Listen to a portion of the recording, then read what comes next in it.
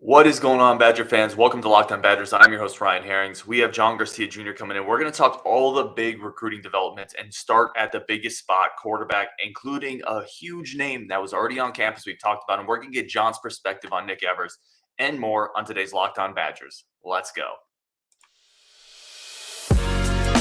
You are Locked On Badgers, your daily podcast on the Wisconsin Badgers. Part of the Locked On Podcast Network, your team every day. What is going on, Badger fans? Thank you for tuning in to Locked On Badgers, one of your first listens every day. We are here for your team every single day. Really, really do appreciate it. If you're listening on a pod, if you're watching on YouTube, wherever you're getting it, really do appreciate it. We're going to bring John Garcia Jr. in. That is Locked On's college football recruiting insider. We get him on once a week if we can, and we're always smarter because of it.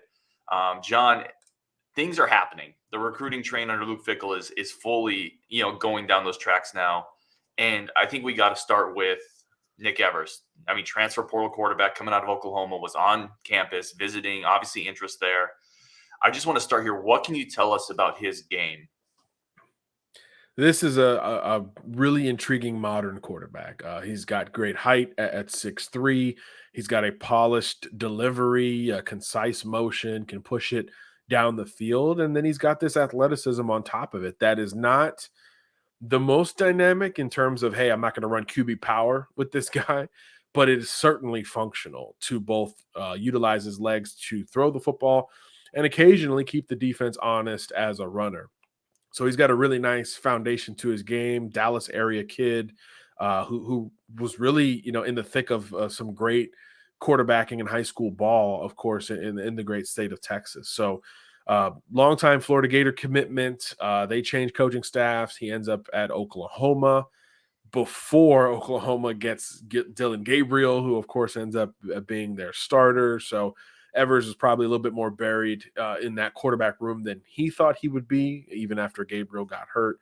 He was not the next man up. So understandably looking for something different. And I think there's just a lot of upside to his game. He was a little long and lean in high school, so you wonder physically where he's at. I saw the photos he took at Wisconsin. He looked great. He looked great physically. It looks like he's put on some good, healthy weight as a as a college freshman, which is important. And then he's got all this eligibility. I think that's really the part of quarterback transfer portal recruiting we don't talk about enough. It's always like, who's going to be the best one-year rental before they go to the NFL kind of deal. And that's great. And that wins you ball games. And, hey, Russell Wilson is maybe the poster child for that. But there's another side of it where it's these quarterbacks that have 2, 3, 4 years of eligibility, to where if you win the recruitment and they win the job, now all of a sudden you're stable for a very long time. And obviously that's something that Luke Fickell and company are plenty used to, right? There was not a whole lot of quarterback battles in Fickell's tenure at Cincinnati. It's typically the guy wins it, he holds it, and you go from there.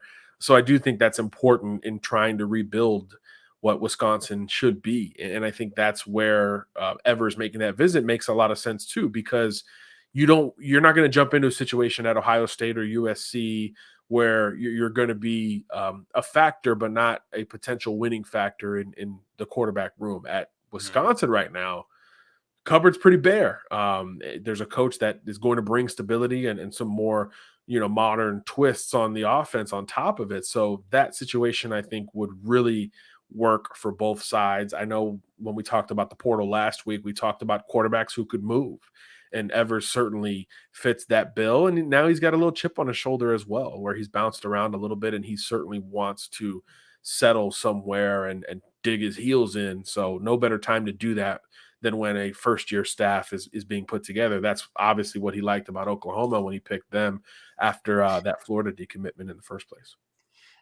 Where do you feel – so this is something that we were talking about on a previous show. We were talking about Evers and Brennan Armstrong, the Virginia quarterback. Well, that has also had interest in Wisconsin. And I'm just kind of shotgunning you with this question, but it developed into an interesting question among Badger fans. Would you rather have the upside of a guy like Evers, or would you rather have a guy like Armstrong who you feel could probably step in right away and play at a more consistent level? That's a great question. I would say grab both of them, but obviously that's easier said than done. I think if I'm a true Badgers fan, like lifelong, my heels are dug into this Which program. I'm trying to get you to, by the way. I'm We're trying to bring getting you. there. Yep. We're getting there. I think I'd probably go with the young guy. All that eligibility left is intriguing. You're bringing in more quarterbacks in that same light that will put pressure on him thereafter. And the portal will always be a factor every year, right? So you could always bring in that 1 year competitor to either get this thing back on the rails or to truly mix it up and create that competition. If you bring in a Brennan Armstrong, it's certainly a 1 year deal, and you're going to know what you're going to get. It reminds me a little bit of what Oklahoma just did. We just talked about it where Evers came from. You bring in a Dylan Gabriel, and you know exactly what you're going to get there. Maybe not, the ceiling you're used to from Oklahoma, but it's going to be stable. It's going to be solid. But he might not be the difference between a conference title and not at the same time. So I think it's worth the higher risk, high reward development of a guy like Nick Evers head to head, because he's got 4 whole years that he could theoretically become the guy. And I think, Luke Fickell, that whole staff has to be realistic about the 2023 expectations. While we have seen programs use the portal to overhaul the roster and compete right away, TCU, USC, LSU, etc. We've also seen the other side of it where it's like the transition is made and you're almost worse that year. Oklahoma, Miami, a couple other schools. So there's really no singular path to figuring it out. But I think more times than not, especially look, Big Ten is loaded. I think that goes without saying, especially in the Big Ten, because if you look at some of those quick turnarounds, the path felt a little bit easier than Wisconsin would theoretically have in the Big Ten. Certainly the Big 12 with TCU and the Pac-12 with USC in particular, even Oregon in that conversation, the path is not quite the same in the Big Ten. So I think the longer play begins to make a little bit more sense. But at the other side, you got to win also as soon as you possibly can. So I would understand both sides of that argument, but I personally would lean towards the longer term play. Yeah, that's well said. It's where a lot of Badger fans are as well. I think the upside always, it's so easy to get enamored with the physical tools and the speed and the youth that it makes sense. He could be a program raiser, whereas Brennan would be more of a let's win the West and have a good solid year in Fickell's first year, right? And I think you can make the argument either way. Let's come back to Evers quick. We talk upside. We've said youth. What is his upside? Like if he hits right and he maximizes what he is are we talking a potential first round type NFL quarterback, and especially in Phil Longo's system coming over from North Carolina and what he's done with quarterbacks? Yeah, that part is really intriguing, right? Obviously, Drake May has a similar skill set to Evers in terms of you're not going to design a ton of runs for him, but he can absolutely go move the sticks for you. So I think the Longo part of it is very intriguing from the Nick Evers perspective. I do think he's got the physical tools to compete at a high level. I think if we're making a comp, I don't think he has the arm Drake May has. I mean, who does, right? That's a very small list. I think he's somewhere in that like Dorian Thompson Robinson range. I don't think he's as athletic as DTR, who was a receiver in high school every year but one. But in terms of the overall package and skill set, I think he could bring some of that at his ceiling a year, 2, 3 years down the road. I think that's what he could be. And that is in college football, that is a galvanizing Heisman all conference level player that people want to play with. And you pair it with Longo's system, and obviously the upside goes to another level because of that success and the rate of which the pressure's put on that quarterback spot. So I think he's got a lot of upside. I think he's certainly an intriguing prospect in the portal. There's a lot of experienced players with, again, 6 months of eligibility, let's say. He is on the other side of it, and there's a reason why he's still getting that type of interest, because there is that much confidence in his game. He was an SI 99 recruit for us coming out last year, a guy we loved at the Elite 11 when it wasn't about the athleticism and wasn't about the mobility. We still very much liked his game. So I do think that there's a lot of upside with him when you put the whole package together, the increased physical profile, and obviously a very quarterback-friendly system. Yeah. Final question here on Evers. I think this part of it's interesting too. Obviously, new coaching staff, new offensive coordinator, very quarterback-friendly system. How much does it mean just to get Wisconsin in those discussions now, right? He's been on campus. There's pictures of him on social media. I feel like all the recruits see that, people see that. It's kind of a I don't know, an affirmation of Luke Fickell and Phil Longo and what they're trying to build here. Right. It's been quick work. This is something we sort of expected, with recruiting victories and an immersion into the transfer portal, but it's now tangible. It's not, oh, we think this is going to happen. Now it's happening, and you're getting some of that tangibly out there. So yeah, that perception is important. There's a different feel regarding Wisconsin. There's a different level of comfort regarding Wisconsin, and offensively, which has been the biggest, question mark throughout all of this, that appears to really be pushing in the other direction, which is the most important part of this entire process. And these are examples of that continuing to move in that light. That's really well said. We're going to keep talking quarterbacks, I'm sure, coming up the next couple weeks with John, but we have some commitments to talk about too. What do these commitments mean to the Badgers defensive backfield, to the offensive side? We're going to talk about that next with John Garcia. But first, a quick word from friends of our show. We've all been there. Like, we've all been at a party with friends, putting back a few drinks, and a few becomes too many. It's happened to all of us. As the evening comes to an end, people are starting to head out. You think about calling for a ride, but nah, you're all right. You can make it home. It's not that far. It's not a big deal. You've done it before. No one's going to be out on the road. What are the odds you'll get pulled over anyway? We've all had these internal discussions in our head. And even so, what's the worst that could happen? Maybe your insurance goes up. Not a huge deal. Maybe you lose your license. That's okay. You'll bum a ride. Maybe you lose your job. You total your car. Maybe you kill somebody, right? Everybody knows about the risks of driving drunk. The results are tragic and often deadly. However, that still doesn't stop everyone from getting behind a wheel while under the influence. That's why police officers are out there right now looking for impaired drivers on our roads to save lives. So if you think you're okay to drive after a few drinks, think again. Play it safe, plan ahead, get a ride. It only takes one mistake to change your life or someone else's forever. Drive sober or get pulled over. I want to thank everybody for tuning in to Locked On Badgers today. When you're done here, go check out Locked On Sports today. All the biggest sports stories of the day, the biggest scores of the day, all in one spot, like only the Locked On Network can provide, wherever you get podcasts, available on YouTube and the Odyssey app. All right, we're going to bring John Garcia back in. Again, we have a lot to talk about. We're not going to get to all of it in today's show. But John, I do want to talk about. We never do, especially now. Boy, it's about. I hope your coffee's on just a constant drip for the next couple of weeks. Yes, sir. I love it. I got some in my cup as well. Yeah. We talked last week's show, Bradeyn Moore. We just talked about his game a little bit, but he's officially committed. And then also Jonas Duclona has committed. I want to talk specifically about Duclona a little bit more because we haven't talked about him. But let's start with Bradeyn. How big is that commitment? What does it actually mean to the Badgers to get him in the fold? Is he the first, Ryan? Is he the first Cincinnati to Wisconsin flip so far? Yep. That's big. That's big, right? Because again, there's this kind of fine line that Luke Fickell has to play, right? I'm not going to take all the commits, but there's a certain group of guys that I have to double down on. And I believe Bradeyn set the official visit, like immediately decommitted from Cincinnati, took the trip, and came out of it committed. It was all very quick. And I think that tells you a lot about how Fickell and Tressel and that whole defensive staff views this kid. And it does not take long into watching any tape or highlights of him to understand it. He is a do-it-all playmaker. He could play safety, nickel. He's a great return man. He's got ball skills. He's got physicality.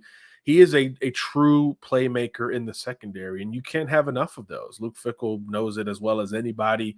And now you're in the Big Ten, right? So now you're playing Ohio State. You're playing these prolific offenses. I mean, Purdue has been known to sling it around even on the other end of the conference spectrum. So you've got to be able to combat that with guys who could theoretically line up at 3 different spots on 3 different downs. I think Moore could be a deep safety. He could be a nickel. I think he could be a little bit of a boundary corner if you need him to, because he's got that much speed in his bag. So I think he is a potential captain of the defense, at least captain of the secondary type of addition to Wisconsin. Probably a Jim Leonard comp, ironically enough. I think he's got some of that in his game. So this is a huge get, and now it's the first tangible Cincinnati to Wisconsin flip, if you will, which does signal kind of the beginning of the line being drawn in the sand. Like, hey, we're still going to attack some of these former Cincinnati commitments. And I think that was a heck of a place to start because he's an absolute playmaker.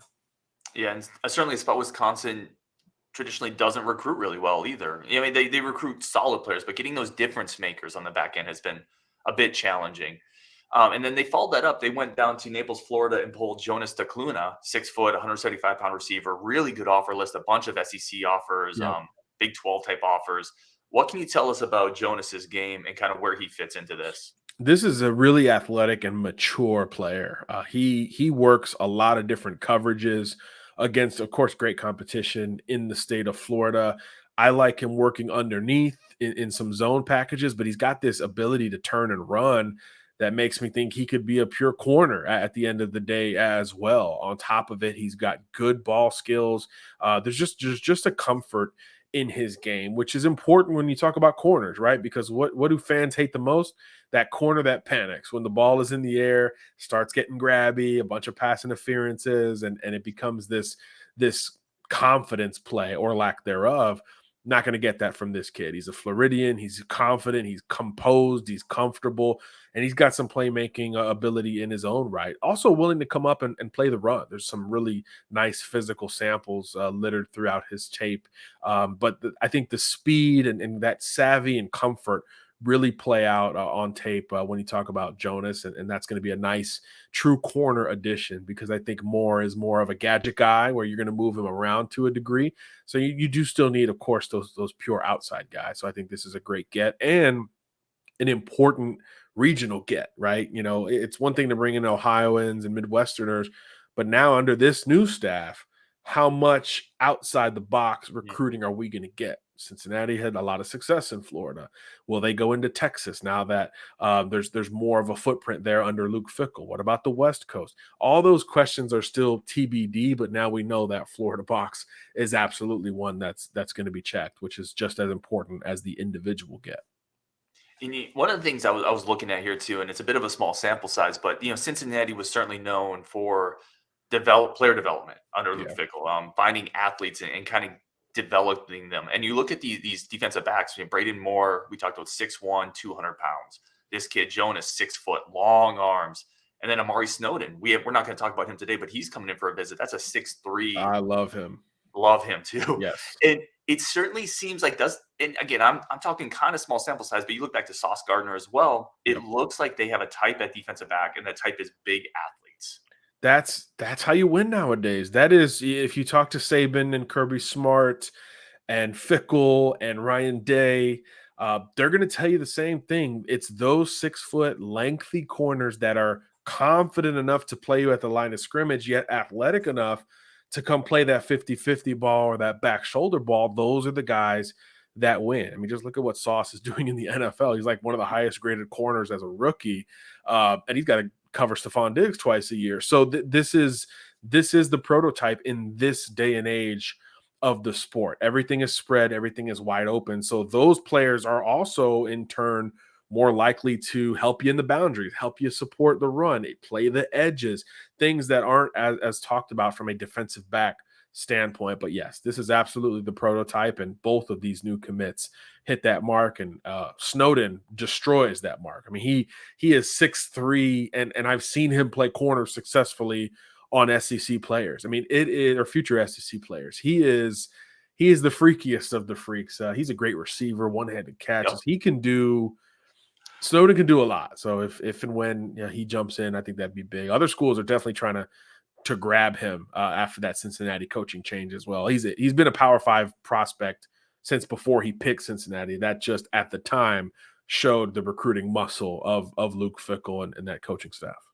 Yeah, and we're not going to dig too much into Snowden here, but I do want to follow up on it's pretty safe to say from an upside standpoint, he would be at the top of you already mentioned Bradeyn Moore. I mean, he just brings a physical skill set that is crazy unique. Oh yeah. I mean, this is, it's not something we see every day. There's not a lot of 6'3" players that are even in the corner conversation. It doesn't mean Snowden will play there at the Power 5 level, but he'll have a shot. And that alone tells you how freaky this kid is athletically. He's well built. He's not just this long, skinny kid. He's got some mass to him. He could play safety. He could play outside linebacker. he could legitimately be an X receiver if you needed him to. So there's just a lot of uniqueness to this kid, and obviously every defensive staff wants that on their roster because you're dealing with the freakiest tight ends we've ever seen in the sport, and you're dealing with these big receivers that move like they're 5'10", 180. So you need that guy who can physically match up with those type of unique bodies, and I think Snowden absolutely will have that opportunity wherever he ends up. Can't wait to see where that one goes.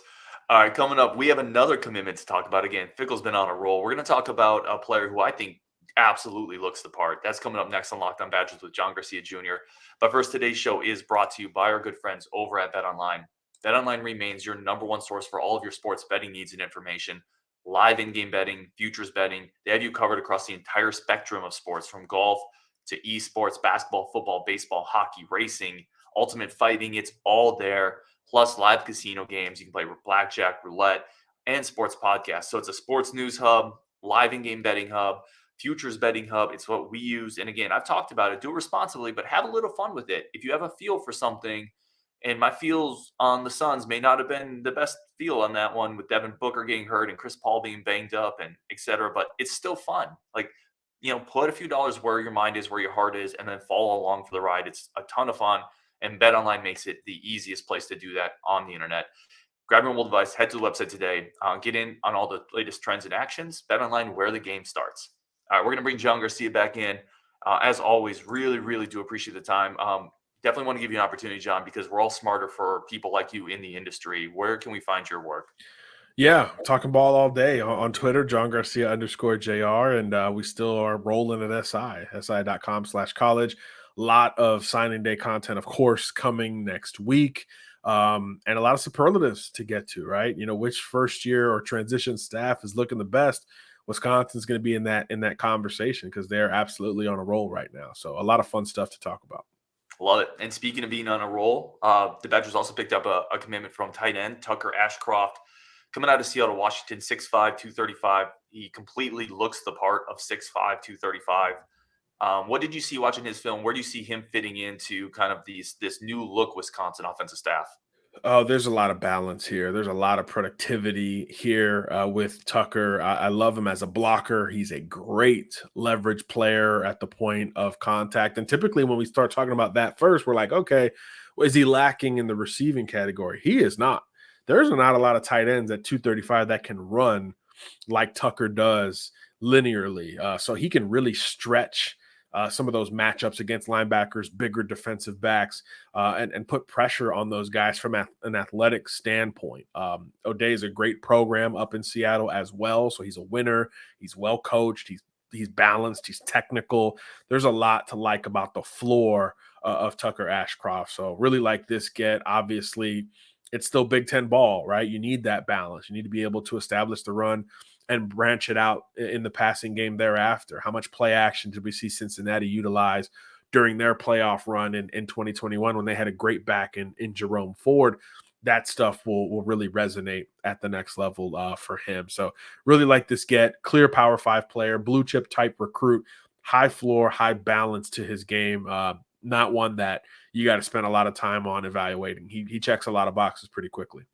Yeah, and that's very similar to what I kind of thought. Like, this is not a guy who's a freakish athlete. He's not going to make a bunch of people miss it, but he's going to be one of the things I thought when I was watching the film. This is going to be a really solid yak guy, just in terms of he's going to run through some arm tackles. Yes. Dalton Kincaid is kind of who popped in my mind when watching his tape. Dalton's about to go to the NFL after, being really the go-to guy for Utah in their biggest moments. I just think there's a lot of nice balance there. You could split him out. You can line him up in the backfield if you need him to. I think he's got some of those modern traits, but at the end of the day, he blocks really well, and he is absolutely an available pass catcher who will be a matchup problem if he gets isolated on an inside backer or a bigger safety, because he's too big and long for the DBs, and he's just too fast in a straight line for some of those second level players. So again, really like this get. Even if it was just from a blocking perspective, I really like this get. Love it. Yeah, I agree. A very high floor player and someone that's going to be, I think, the type of player that you can really utilize across 3 downs in multiple positions in the Big Ten, right? Someone that is not going to be a gadget player in any sense. So, John, as always, man, we really do appreciate it. I know that next week you're going to come on. We're going to have a whole bunch of new questions and things to talk about with the Yes, staff and the sir. way things are turning. Sounds good. Looking forward to it. All right, he is John Garcia, Locked On's college football recruiting insider. Appreciate everybody who tuned in today to listen to the show.